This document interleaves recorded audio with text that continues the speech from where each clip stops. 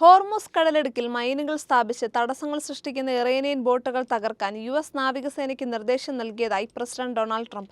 സമൂഹ മാധ്യമമായ ട്രൂത്ത് സോഷ്യലിലൂടെയാണ് ട്രംപിന്റെ പ്രഖ്യാപനം. ഹോർമുസിനെ ചൊല്ലിയുള്ള സംഘർഷം രക്തരൂക്ഷിതമായേക്കാമെന്ന സൂചനകളാണ് ട്രംപിന്റെ പ്രഖ്യാപനം സൂചിപ്പിക്കുന്നത്. ഹോർമുസിൽ മൈനുകൾ വിതറുന്ന ഏത് ബോട്ടും, അവ എത്ര ചെറുതാണെങ്കിലും വെടിവെച്ച് വീഴ്ത്താൻ നാവികസേനയോട് ഞാൻ ഉത്തരവിട്ടിരിക്കുന്നു. ഒരു മടിയും കാണിക്കേണ്ടതില്ല. ഇതിനു പുറമെ നമ്മുടെ മൈൻ സ്വീപ്പറുകൾ നിലവിൽ കടലിടുക്ക് വൃത്തിയാക്കിക്കൊണ്ടിരിക്കുകയാണ്. ആ പ്രവർത്തനം 3 ഇരട്ടിയാക്കാൻ ഉത്തരവിട്ടിട്ടുണ്ട്. അവരുടെ നാവിക കപ്പലുകളിൽ 159 എണ്ണം ഇതിനോടകം കടലിനടിയിലുമാണ് എന്നാണ് ട്രംപ് വ്യക്തമാക്കിയത്.